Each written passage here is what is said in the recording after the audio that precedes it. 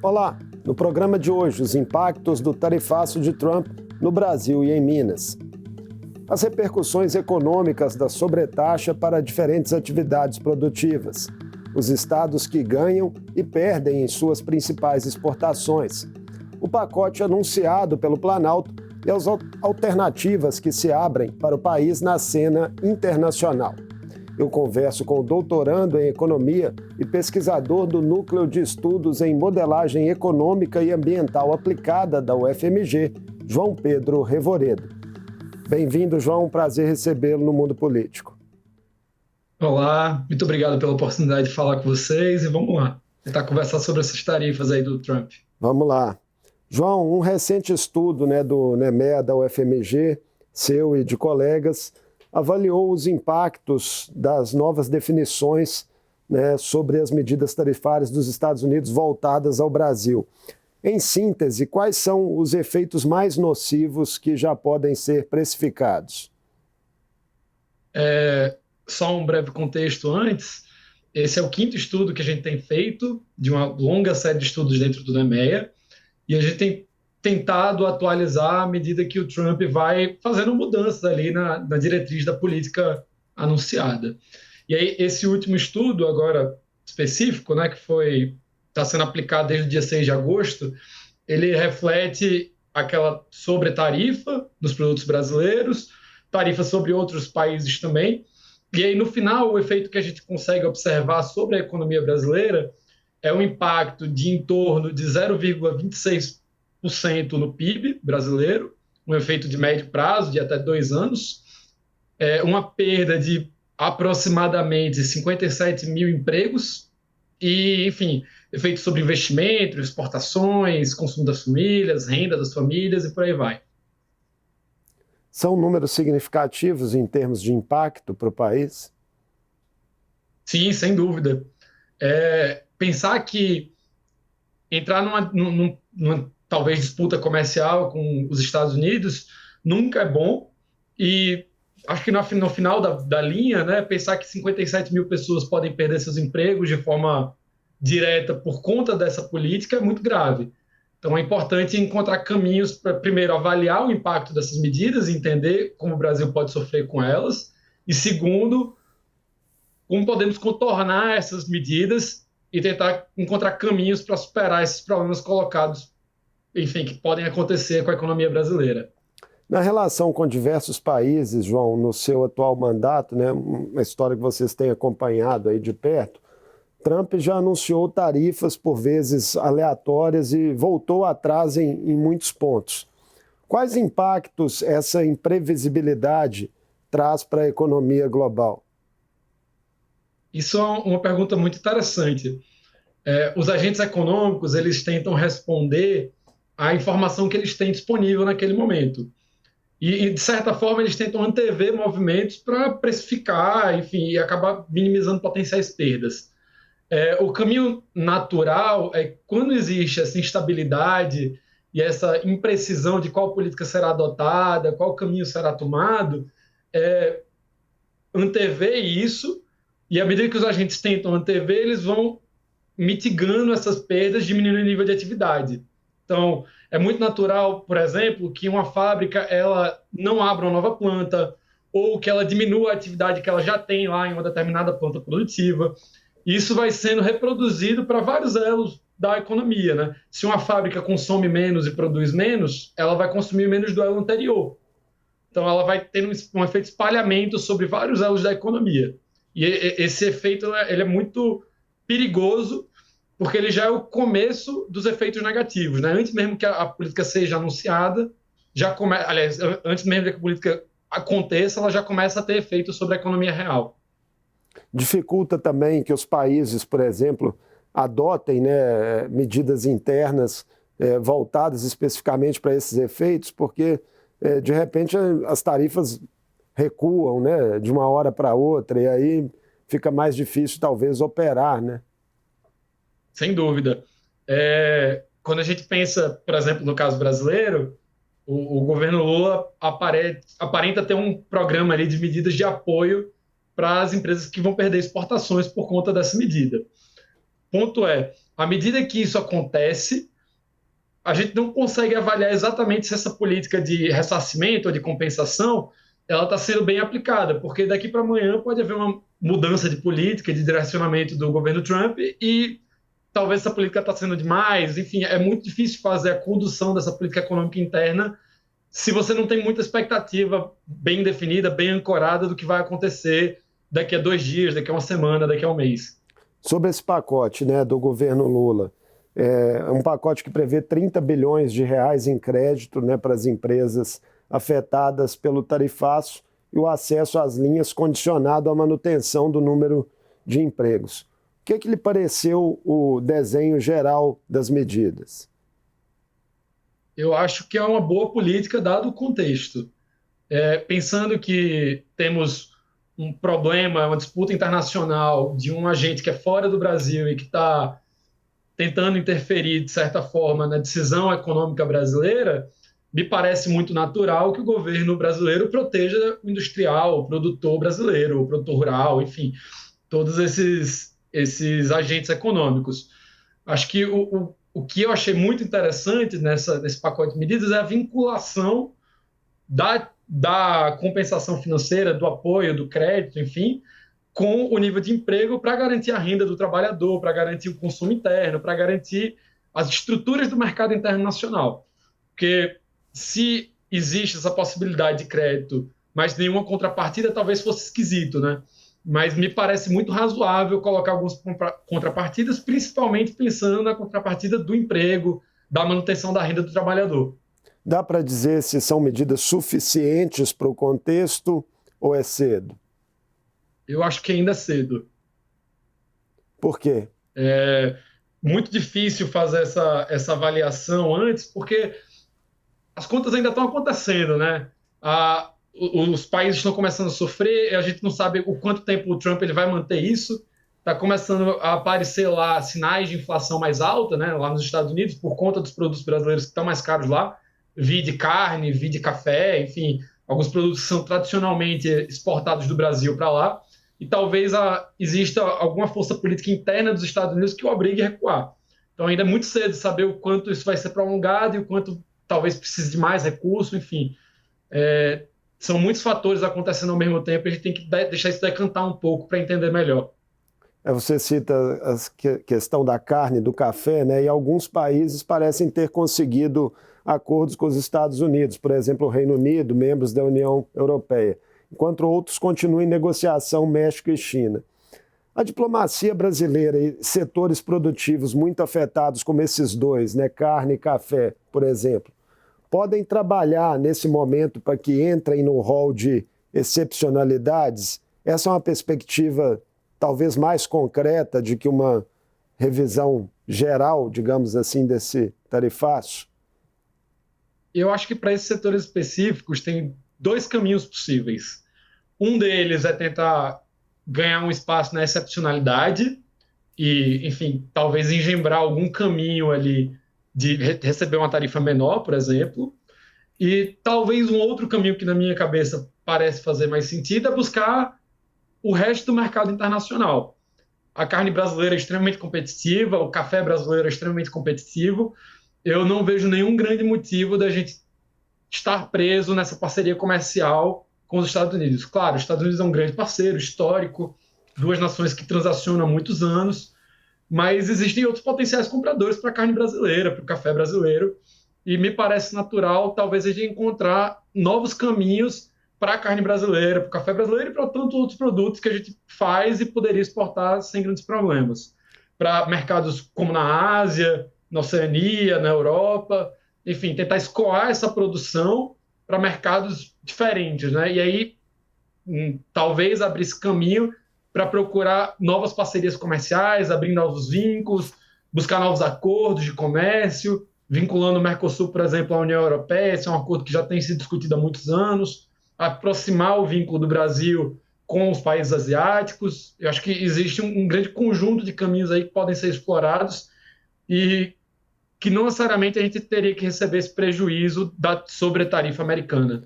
Momento, então, de tensões, mas também de oportunidades, seria isso para o Brasil?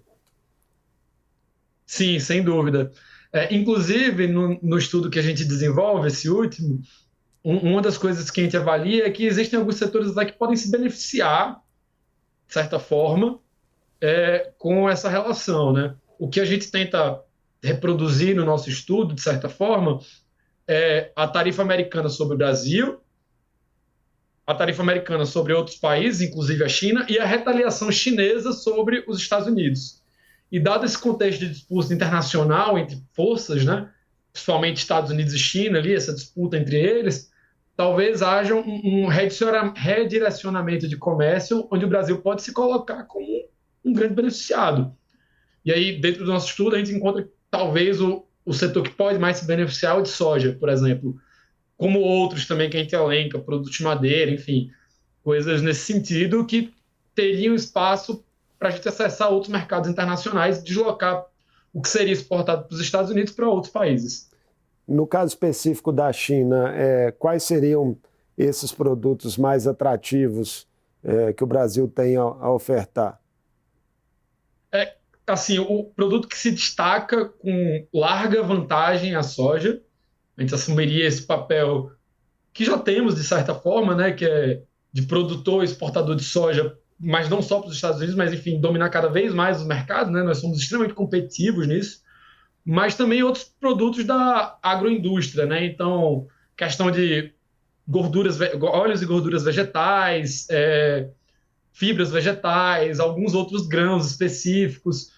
Nosso modelo, que a gente tenta fazer essa estimação, ele contempla mais de 120 setores possíveis, e a maioria dos que são bem, entre aspas, são os do agro, né? E aí o agro, entendendo o agro como uma cadeia muito grande, né? Assim, todos que estão direcionados, relativamente conectados ao agro.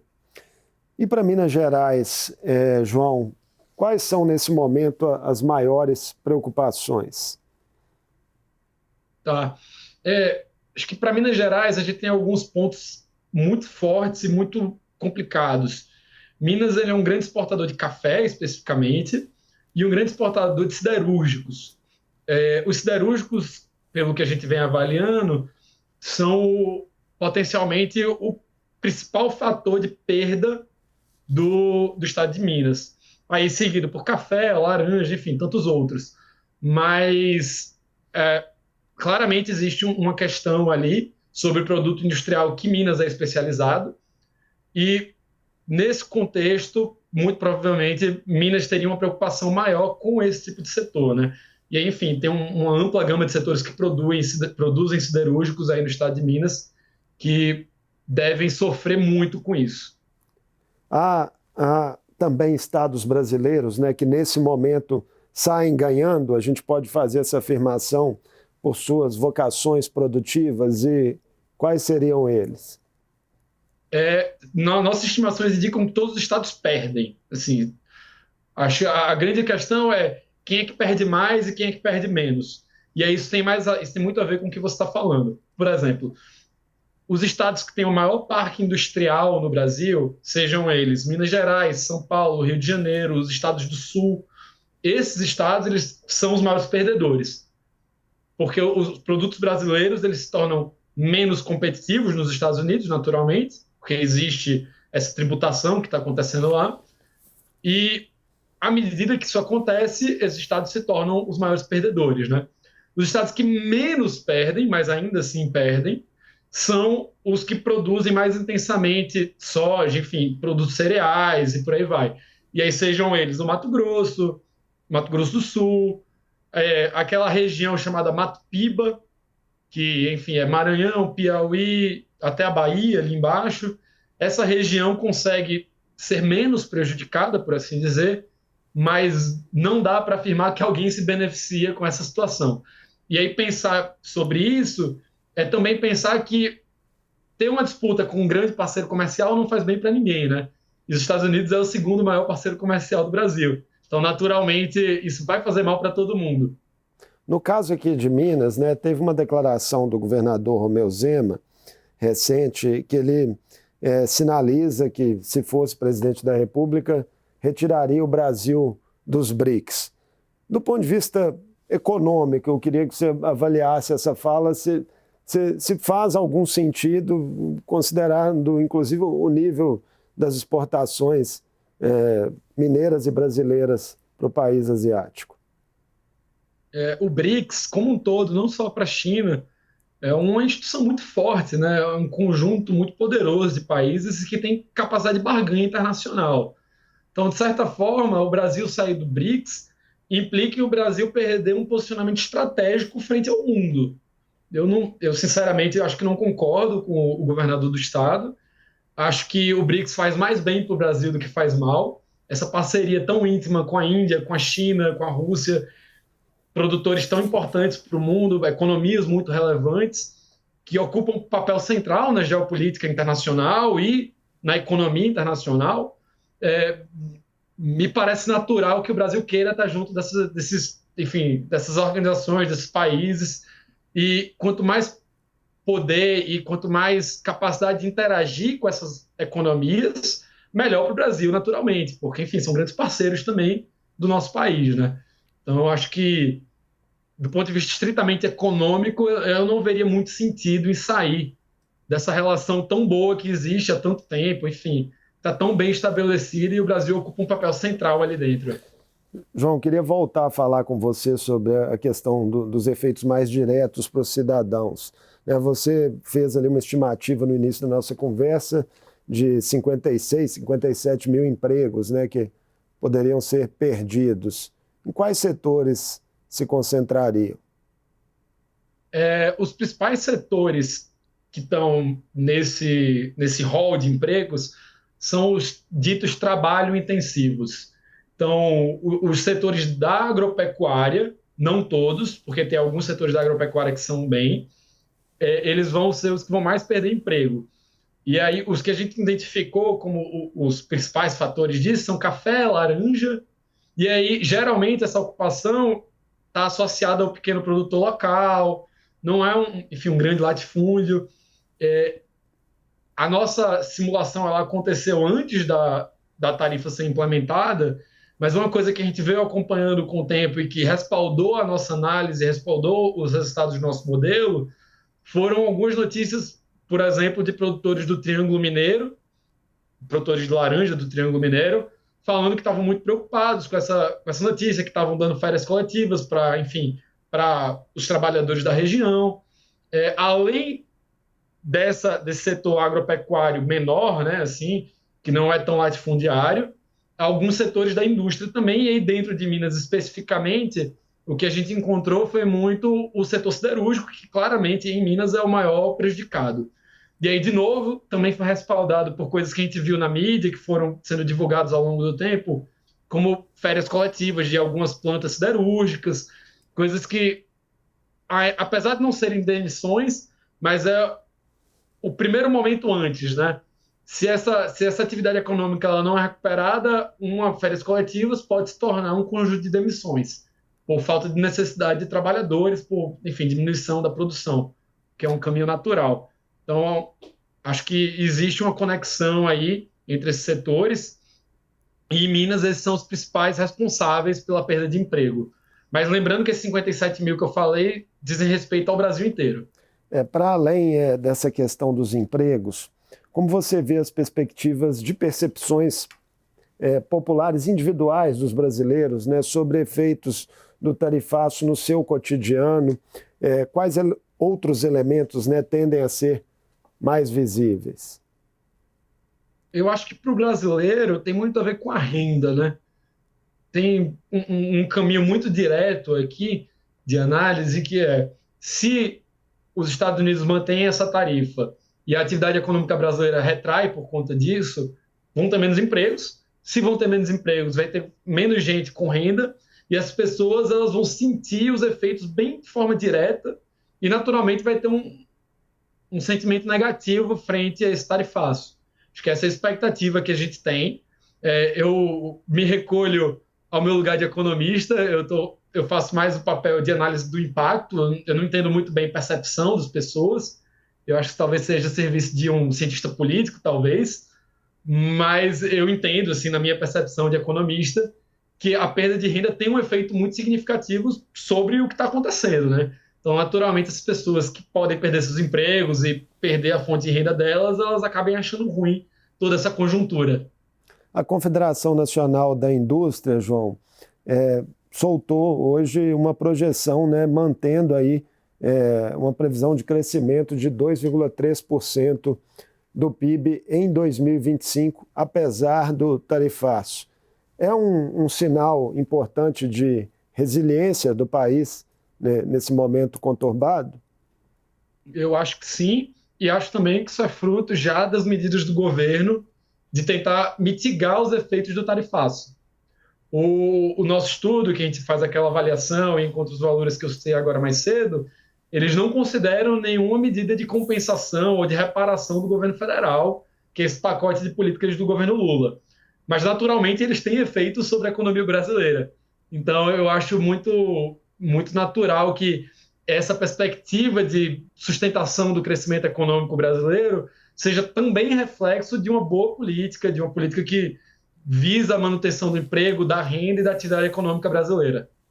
Na última segunda-feira, João, o Brasil apresentou também sua defesa na investigação por práticas comerciais desleais, né, que foi aberta aí pelos Estados Unidos em julho.